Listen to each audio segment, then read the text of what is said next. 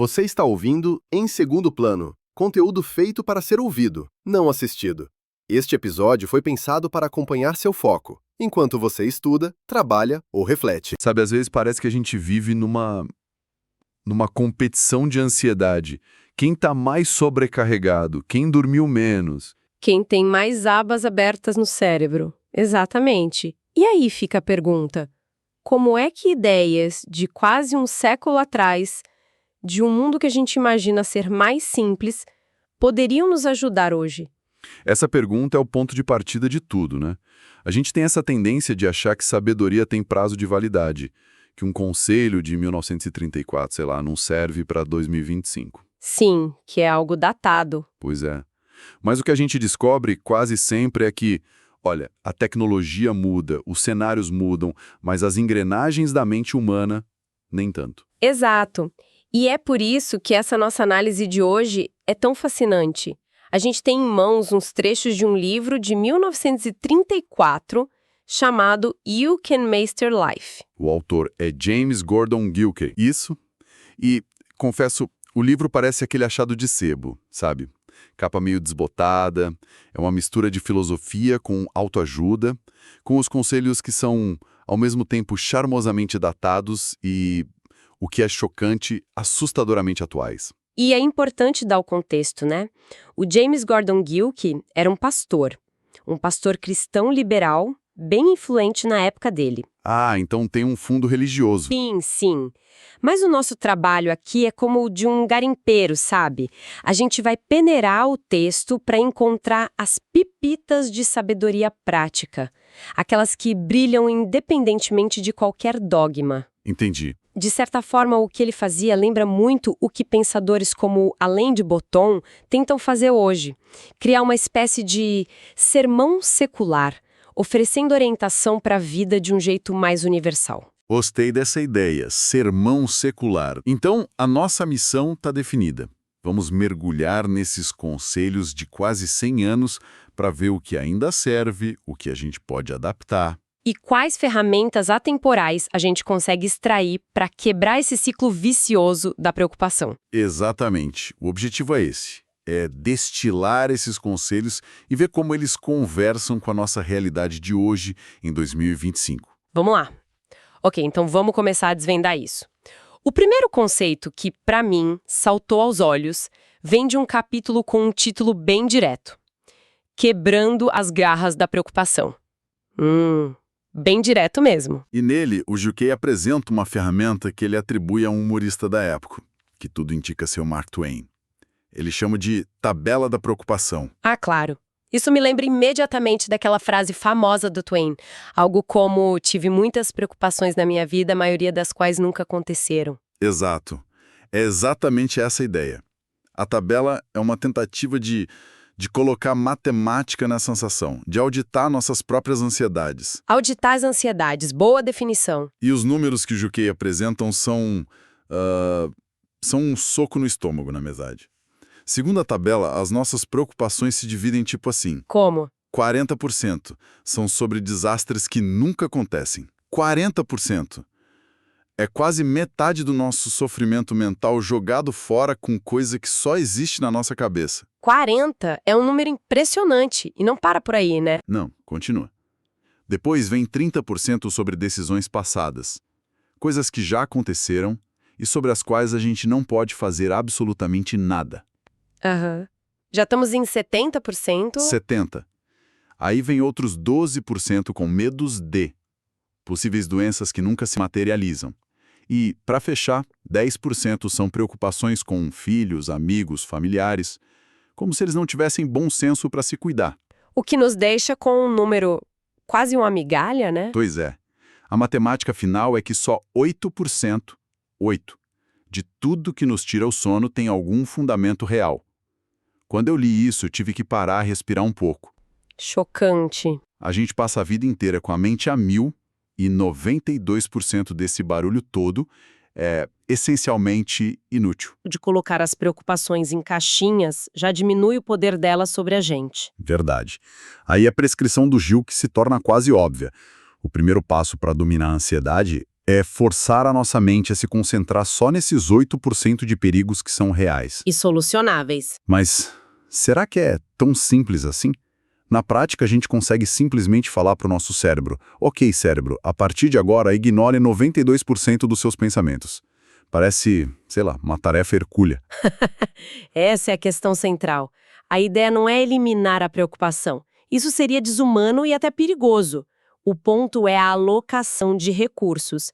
É um exercício de gestão de energia mental. Gestão de energia. Se você tem 100 unidades de energia para gastar com preocupações por dia, em vez de distribuir uma unidade para 100 preocupações diferentes, a proposta é investir as 100 unidades nas 8 que realmente importam.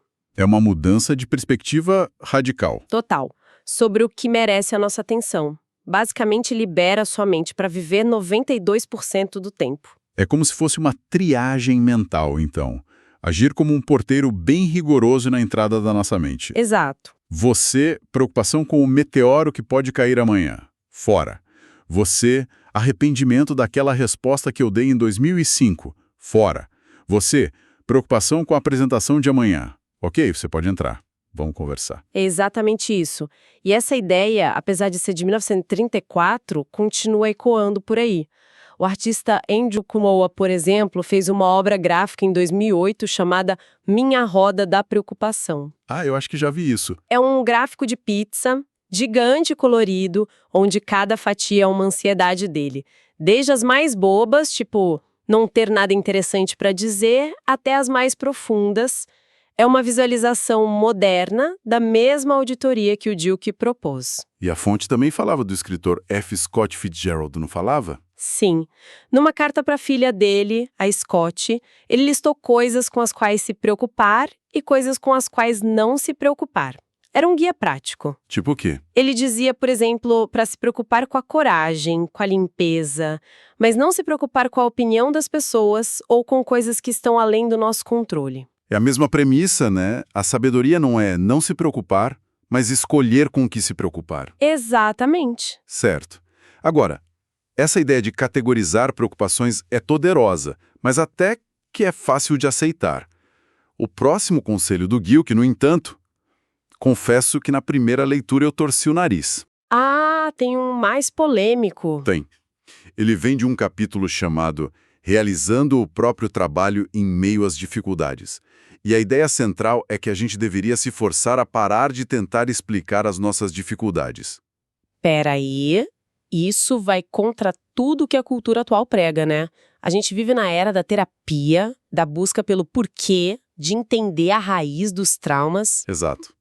Essa foi a minha reação. A ideia de simplesmente não tentar explicar parece quase irresponsável. Pois é.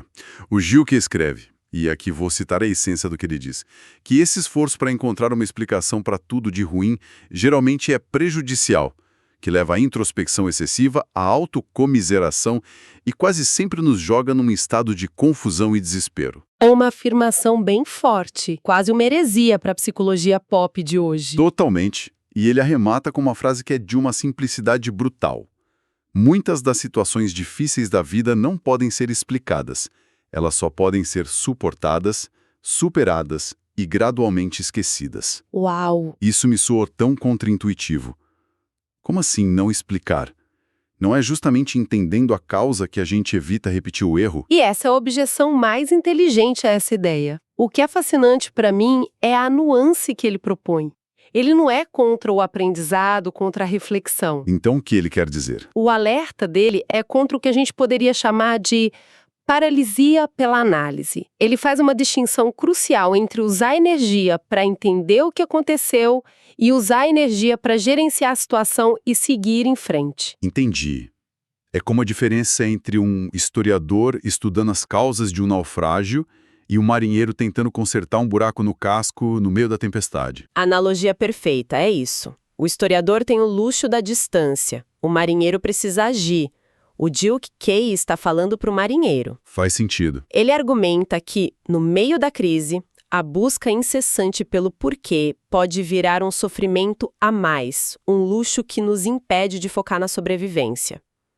E essa mentalidade tem paralelos, por exemplo, no budismo, que foca na consciência do presente em vez de ficar ruminando sobre o passado. Ok, agora clareou. Não é sobre reprimir ou ignorar. É uma escolha estratégica de foco. Se a busca por uma explicação está consumindo mais energia do que a dificuldade em si, talvez seja a hora de mudar de estratégia. Exatamente. É sobre administrar a vida, não necessariamente dissecá-la em tempo real. É reconhecer que, às vezes, o porquê vira um obstáculo, uma desculpa para não agir. Precisamente. A proposta dele é essa mudança de foco. Da busca por explicações que talvez nunca cheguem, para a ação prática de continuar vivendo. Essa ideia de não ficar preso tentando explicar tudo é poderosa. Mas me leva a outra questão. E quando a dificuldade não é um evento agudo, como o barco furado, mas sim uma condição permanente? Algo que não vai passar. Acho que isso nos leva direto ao terceiro grande tema. Sim, que vem do capítulo Aprendendo a se Adaptar. Uma transição inevitável que todo mundo enfrenta, principalmente quando a gente pensa no processo de envelhecer. Exato.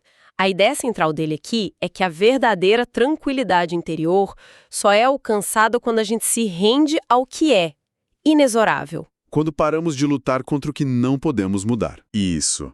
E, para explicar, ele usa uma analogia muito poderosa sobre as duas fases da vida. Na juventude, ele diz, a gente é programado para lutar, para destruir dificuldades. É a fase do querer é poder. Da força de vontade, da persistência. E, para ser justo, essa abordagem de derrubar muros geralmente funciona para os desafios da juventude, né? Passar numa prova, conseguir um emprego. Mas a vida invariavelmente muda as regras do jogo. Exatamente. Na maturidade, o Gilkey diz que a gente começa a se deparar com o que ele chama de muros de prisão. São obstáculos, condições, fatos da vida que não importa quanta força a gente jogue contra eles, eles não se movem. Como uma doença crônica, a perda de alguém. Isso, uma limitação física. Nesses momentos, a técnica que a gente aprendeu na juventude não só não funciona mais, como se torna destrutiva. Ela precisa ser invertida. Essa metáfora dos muros de prisão é de uma clareza brutal. Se a gente olhar o quadro geral, a vitória na maturidade não é mais sobre ter a força para derrubar os muros. Qual é a vitória, então? A vitória passa a ser encontrar sabedoria para aceitá-los e, então, a criatividade para encontrar paz e propósito dentro deles. Mas isso me soa muito como desistência, como resignação. É difícil não interpretar essa aceitação como uma forma de fraqueza. E essa é a confusão mais comum e perigosa. Não se trata de uma desistência passiva. É uma rendição estratégica e consciente. Pensa na energia que se gasta socando um muro de concreto. É um esforço imenso, doloroso e inútil. Totalmente inútil. Ao parar de socar o muro, ao aceitar que ele está ali e não vai sair, você não está desistindo da vida. Você está desistindo de uma batalha impossível para liberar toda essa energia. E usar essa energia para quê? Para explorar o espaço que existe dentro dos muros, para encontrar novas formas de viver bem, de cultivar alegria, de encontrar significado dentro dessas novas limitações. É como se a definição de vitória amadurecesse junto com a gente. Entendi. Na juventude, vitória é conquista. Na maturidade, pode ser adaptação, profundidade, paz. Perfeito. A força muda de forma. Deixa de ser a força de uma marreta e passa a ser a força de uma planta que cresce na fresta de uma rocha. A força de se adaptar. Exatamente. Essa inversão da técnica juvenil, como ele chama, é talvez um dos aprendizados mais difíceis e cruciais para uma vida adulta mais serena. É reconhecer que nem todas as batalhas são vencidas pela força. Algumas são vencidas pela aceitação inteligente. Então, o que tudo isso significa? Depois dessa viagem a 1934, vamos amarrar os 3 grandes ensinamentos que a gente extraiu do livro do James Gordon Gilkey. Vamos recapitular. Primeiro, a regra dos 928. A ideia de usar a tabela da preocupação como uma auditoria mental para focar nossa energia só nos 8% de problemas reais e solucionáveis. Nos libertando do peso esmagador dos outros 92% de ruído. Exato. Segundo ponto, a troca da necessidade de explicar cada dificuldade pela habilidade de gerenciar a vida no presente. Um convite para escapar da paralisia da análise e usar nossa energia para seguir em frente, mesmo sem todas as respostas. E, por fim, a transição mais profunda, a da luta para a aceitação.